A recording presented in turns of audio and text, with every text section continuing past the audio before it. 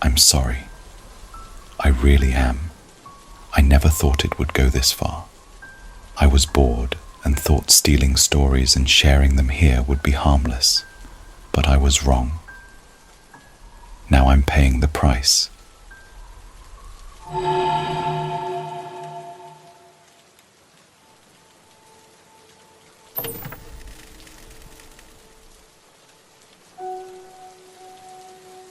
Hey everyone, wasn't sure how to kick this one off, because honestly, saying too much would spoil the fun, but all I'll say is, you'll want to stick around for this one. It's an absolute masterpiece. This story is written by Reddit user AuthorJoJo. Make sure to check out the link in the description to their profile. Trust me, you'll be glad you did. Alright, let's jump in. I want to start by saying that I'm so very sorry. I've been bored out of my mind, being stuck inside week after week, and just wanted to keep myself busy. I'm always on here, reading so many stories. Then, I saw that people narrate these stories. Thinking it was cool and seeing that people were making money doing it, I thought there wouldn't be any harm in giving it a shot. I should have reached out to others who knew more than I did, or at least looked into it to make sure I was allowed to just go ahead and take stories. I didn't consider those who had posted them. It hadn't crossed my mind that the stories I had read on here were, in fact, real. I'm just making excuses for myself at this point. I'm just filling the page with nonsense so I can avoid everything going on around me. When I first started recording a few hand-picked stories, I was excited to see that I was growing faster than I expected. I know how much of a struggle it can be to make it big on YouTube, so seeing that my second video already grabbed just shy of 100 views lit a fire in me. I looked for more stories, copy-pasted them into Word, and kept recording nearly through the night. I planned to release a new video every other day. It hadn't even crossed my mind how the people who dared to share their experiences might feel about it. I thought they were just stories. Tonight, I learned that wasn't the case. My fourth video had just gone up, and I was getting ready to start recording another story or two before getting some rest. The video had been up for only half an hour when I received a notification from YouTube about gaining a new subscriber. I slipped off my headphones to check if anyone had left anything on the video when I heard a thud behind me. Quickly gaining my attention, I turned to look at the source of the noise. I became acutely aware of just how dark my apartment was, with only the light from my computer illuminating the room. The door that led to the hallway was unwelcoming. As I listened closely for any follow-up noises, I was alone, but started to question if I had remembered to lock the front door. Slowly rising from my chair, I tried to make as little sound as I could while making my way to the door. Peeking my head into the dark hallway, I glanced at the living room where the sudden interruption had come from. The room was still, and with the small traces of light coming in from the windows, I was able to discern there were no intruders. Letting out the breath I had been holding in, I stepped out into the hallway. Getting a better look at the empty living room, I let out a laugh. I figured I had just been making myself paranoid, reading all those scary stories by myself. Still, my heart was racing, slowing down, but still fast enough to feel it against my chest. I decided to go to the bathroom and splash some water on my face, a way to kind of shock myself out of the nerves I was feeling, with the bathroom light offering a soft glow of comfort. I turned the water on and dipped my hands in. The feeling of cold water washed over my face, and I started to feel silly. Then I felt a lump. I felt it when I went to swallow the saliva in my mouth. The liquid met some resistance, as it went down my throat. It felt like my Adam's apple had become swollen enough to barricade my ability to swallow. Lifting my fingers, I felt all over the outside of my neck, but even when applying pressure, I couldn't find anything out of sorts. Trying to swallow again accomplished the same swollen throat sensation. Using the illumination in the bathroom, I opened my mouth and tried to get a good angle that allowed me to see the back of my throat.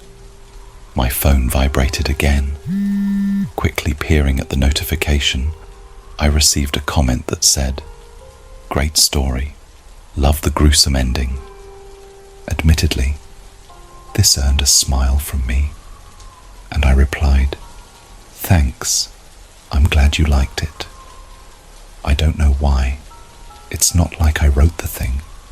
A quick attempt to push down more saliva reminded me of my predicament. Using the mirror with an open mouth, I did manage to see something resting at the back of my mouth, a small black speck that was reflecting the light that hit it. I couldn't quite make out what it was, but I was certain it wasn't supposed to be there, and it was likely the source of my discomfort. My pointer finger and thumb became spelunkers as I reached them back to my throat. Ignoring my gag reflex as best as I could, I managed to get a hold of the black bit after a few failed attempts. Pulling my fingers out like a fishing line, I became aware that the thing in my throat wasn't just some black speck. It was a larger object. I could feel something like a string passing through my throat and mouth as I pulled more and more. When I became aware of the feeling, I didn't want to pull too fast and risk injuring myself. When my fingers were far back enough, I was able to make out what I was freeing from within me. I just couldn't get my head around how it got there. It wasn't even something I had in the house, but I remember it from my childhood. The thin black ribbon that contrasted with the white teeth around it. I remembered ruining my father's old cassette tapes. The ribbon's gloss reflected the light as I pulled more and more of it out, until, eventually, that feeling in my throat left and all the ribbon dropped into the sink. I stared at the mess of ribbon, all folded over itself, coated in thick wads of saliva. Even though the lump was gone, I could feel where the edges of the ribbon had rubbed against my throat. I rested my hands against the white sink as I heaved, the urge to vomit becoming increasingly overwhelming. As I stood there letting out heavy breaths, I watched as the ribbon in the sink twitched. It was small at first, but before I knew it, the mass of thin black was wriggling around like a pile of worms. I was reminded of the first story I narrated. It was about a guy who visited some country and got a tapeworm, but the tapeworm didn't stop at eating what the guy ate. It started chewing away at his internal organs. With the story in my head, remembering the hell the guy in the story went through, I reached up and turned the faucet on, the water quickly making the wriggling mass unable to move as it was pulled down into the drain. Then, another thud from the living room, louder this time. Turning my head, I had a straight line of vision from the bathroom to the living room. With the light from the bathroom, I could see even clearer that no one was in there. I had almost forgotten what I had just seen until I felt the pain of several small scrapes when I went to swallow. I needed water or something to soothe my throat, and using the faucet in front of me caused visions of that ribbon reaching out of the drain to grab me. Instead, I headed to the living room and into the kitchen, opening the fridge. I bent down and felt my pocket vibrate. The light of the screen informed me that I had 2 new subscribers, and the video I had just put up had almost 70 views already. The title was a great one, definitely the kind that screams, "You gotta click on this." Putting the phone away, I reached in to grab a bottle of grape juice. Twisting the cap off, I lifted the bottle to my lips and tilted it back. Barely any time passed before the liquid exited my mouth and trickled on the floor. A repulsive taste of filth and aged milk was still coating the inside of my mouth. I lifted the bottle to inspect the juice, but it looked perfectly fine. The juice on the floor, however, did not. The pool of liquid laying on the linoleum by my feet was frothing in a disgusting shade of green that I've only ever seen accompany the worst of infections. I spilled some of the juice out of the bottle. It retained its purple gleam the whole way until mixing with the other liquid, diluting into a lighter shade of green. Then I put the bottle to my mouth, and sure enough, the juice transformed to rot the moment it passed by my lips. The second story I put on my channel was just like that.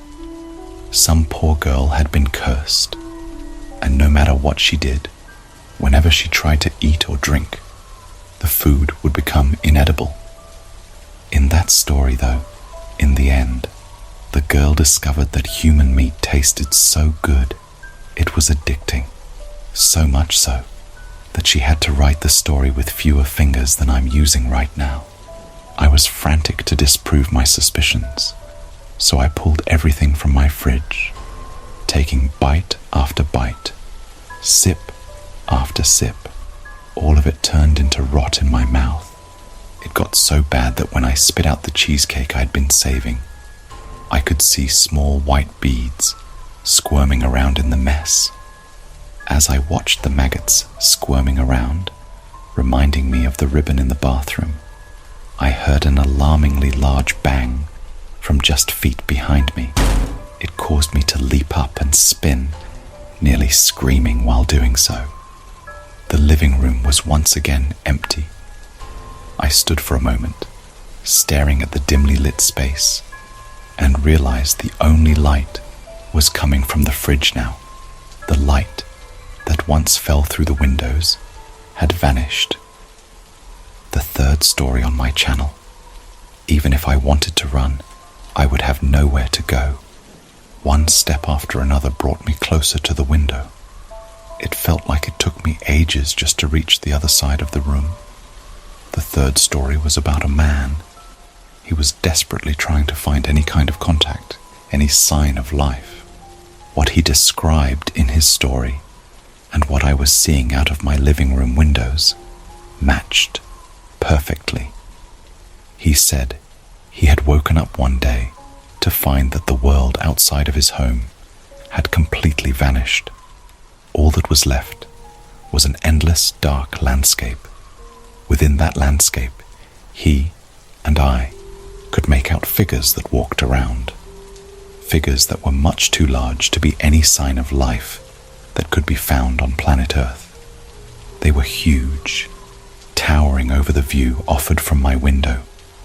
And yet, as they stepped, there was no impact. My phone vibrated. Another comment. The new video was doing so well. "Did you write this story?" the comment read. I stared at my phone for a while, just reading the words over and over again. I just replied, "No." There was another loud bang again, but it didn't scare me anymore, or at least the noise itself didn't. And that's where I am now. After that last thud, I walked over here and started getting this all out. I thought this was all fake. I thought all the stories here were for entertainment. I guess that shouldn't matter anyway. I shouldn't have just helped myself either way. I think I get it though. These aren't stories, they're experiences. My dad used to always say, "You should try to walk a mile in their shoes," when I didn't understand someone's words or actions. When other people ask permission to tell these stories, experiences, they get to live vicariously through the individual who had to live through it. But when you just take that moment in someone's life without asking, when you just recreate all that negative energy, all that horror, you open a door and slip some pretty grisly shoes on before stepping through it. I was going to come on here and ask for help, for forgiveness. To those I've wronged, I truly am sorry. I should have reached out, taken the initiative. I think it's too late for all that though. The video reached just over 100 views before I deleted it and everything else on the channel. Are you curious about what the fourth story was? It was about a girl. She had just bought her first apartment after leaving her parents' place. In the middle of the night, she heard a sharp noise, like a thud in her living room. She tried to ignore it, but the noise kept getting louder and louder. By the end, she comes to the horrible realization that the noise is a knock. She watches in terror as a door seems to open up in the middle of her living room. A door that defies all explanation, and out of it steps a creature that also defies all explanation. A creature that is angry because she didn't open the door for it. The twist of this story is that it's told via her diary, and it ends with a police report. The girl never got away, and even now, as I can hear a creaking noise emitting from the living room, something that sounds like rusted hinges, I shudder, remembering what the police report said happened to the woman's body. The stories on here are real. People went through all these horrible things. They are their experiences, not yours. Get permission.